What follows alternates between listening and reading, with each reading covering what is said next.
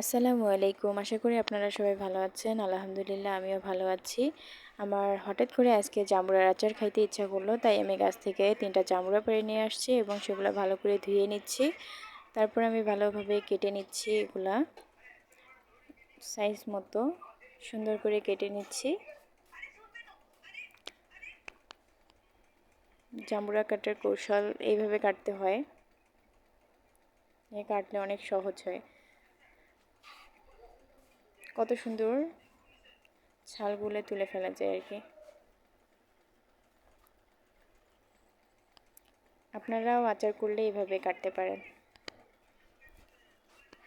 তারপর দেখেন কত সুন্দর করে আমি জাম্বুরাগুলো ছিলে নিয়েছি। তারপর জাম্বুরাগুলো আবার সুন্দর করে সব কিছুর ছাল তুলে দিলাম। এরপর লবণ এবং মরিচ আর সরিষার তেল তো মাস্ট লাগবেই, এটা দিতেই হবে, তা না হলে আচারটা মজা হবে না।